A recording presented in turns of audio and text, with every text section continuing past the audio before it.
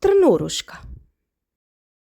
Си беа некогаш еден крал и една кралица, кои секој ден си велеа: "Ах, да си имаме едно дете!" Но желбата не им се исполнуваше. Еднаш, кога кралицата се капеше, од водата излезе една жаба и рече: "Твојата желба ќе се исполни. Пред да измине една година, ти ќе родиш ќерка." Тоа што го прорече жабата и се оствари. Кралицата роди женско дете и тоа толку убаво што на кралот не му остана друго освен да приреди голема свеченост, на која ги покани не само роднините, пријателите и познаниците, туку и гатачките за да бидат кон детето пријатни и добри. Во неговото кралство таквите беа се на се 13, но бидејќи имаше само 12 златни чинии во кои требаше да јадат, една мораше да остане дома. Свеченоста беше многу раскошна, а кога се ближеше крајот, гатачките го даруваа детето со своји прекрасни подароци. Едната со добродетели, втората со убавина, третата со богатство и со се друго што може да се посака на светов. Кога сите 11 го искажаа своето пророштво, од ненадеж дојде и 13-тата. Таа сакаше да се одмазди зашто не ја поканија. Не поздравувајќи се со никого и не гледајќи во никого, таа рече: "Кралската ќерка во својата 13-та година ќе се убоде со вретено и ќе умре." И не прозборувајќи повеќе ни еден збор, таа се сврти и си излезе од салата. Сите се исплашија. Тогаш настапи 12-тата, која се уште не го имаше искажано своето пророштво, но таа повеќе не можеше да ги обесили оние лоши зборови, туку можеше само да ги ублажи, па рече: "Сепак тоа нема да биде смрт, туку кралската ќерка ќе заспие со 100-годишен сон." За да го спаси од несреќата своето мило дете, кралот нареди да се запалат сите вретена во земјата. Па сепак пророштвата се исполнија. Девојката беше необично убава, добра, пријатна и умна, па секој ја засекуваше штом ќе ја видеше.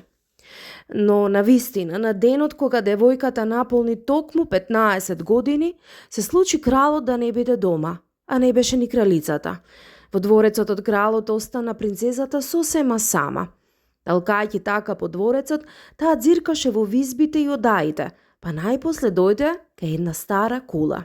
На неа таа се искачи по едни спирални скали и дојде кај една мала врата. Во кучалката беше и клучот, си одрѓосан.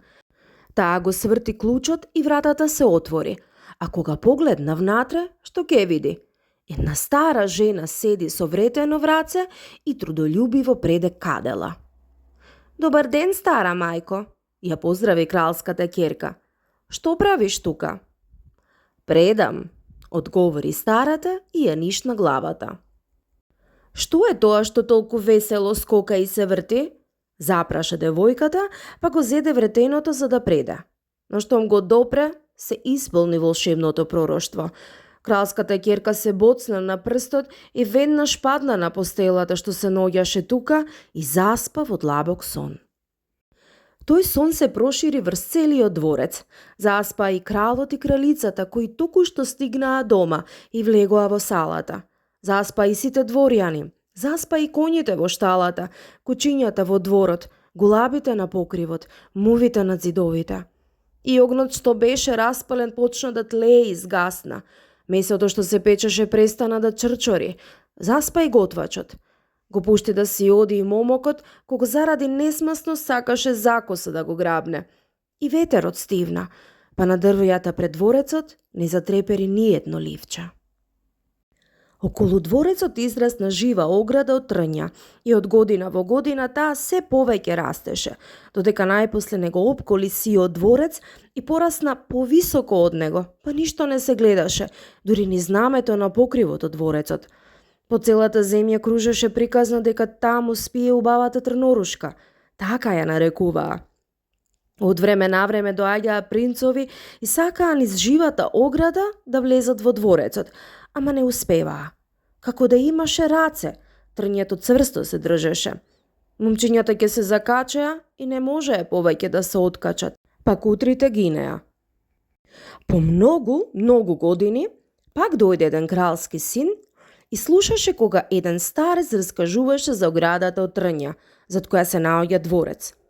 Во него 100 години спие кралската ќерка по име Трнорушка, а со неа и кралот и кралицата, и се друго што беше живо во дворецот. Освен тоа, кралскиот син разбра од својот дедо дека мнозина кралски синови се обидувале да навлезат низ трнливата жива ограда, но сите се закачувале на неа и несреќно загинувале. Јас не се плашам, решително рече момчето, кога ја слушна приказната за маѓепсаниот дворец. Ќе одам таму и ќе ја видам убавата Трнорушка. Иако добриот старец го одвраќаше, кралскиот син не сакаше да го послуша. Меѓутоа измина и 100-та година и дојде денот кога Трнорушка требаше да се разбуди. Кога кралскиот син се доближа до трнливата жива ограда, виде дека тука беа само големи убави цвеќиња. Тие се одвоија и го пуштија да влезе внатре здрав и жив, а зад него пак се затворија и беа пак вистинска жива ограда. Во дворот ги најде коњите и шарените ловџиски кучиња што спиеја. На покривот ги виде гулабите како спијат со главите пикнати под крилата. Кога влезе во куќата ги најде и мувите заспани над зидовите. Во кујната готвачот со крената рака како да сака да го дофати момокот, а девојката седи до црната кокошка како да сака да ја скубе. Потоа отиде понатаму и виде како во салата спијат сите дворјани, а горе пред престолот лежи кралот и до него кралицата. Секаде каде што ќе дзирнеше, насекаде беше тивко и можеше да си го слушне и своето дишење. Најпосле дојде до кулата и ја отвори вратата, а внатре ја виде заспаната Трнорушка. Кралската ќерка лежеше, а беше толку убава што кралскиот син не можеше очите да ги симне од неа. Тој се наведна и ја бакна. Во тој миг Трнорушка ги отвори очите, се разбуди и мило го погледа. Потоа слегоа од кулата, а кога се разбудија кралот и кралицата и дворјаните, сите гледа еден во друг, чудејќи се на сето тоа. Се разбудија и коњите во шталата и почнаа да се тресат, и ловџиските кучиња испоскокаа и почнаа да мафтаат со опашките. Гулабите на покривот ги извадија главчињата од подкрила, се загледаа наоколу и летнаа во полето. Оживеа ја и мувите над зидовите, се распали и огнот во кујната, а месото што се печеше пак почна да чрчори и да се вари јадењето. Готвачот го удри момокот и тој вресна, а слугинката ја искубе кокошката. Најпосле сите заедно ја прославија свадбата, раскошна и сјајна, а кралскиот син си проживеа со Трнорушка се до својата смрт.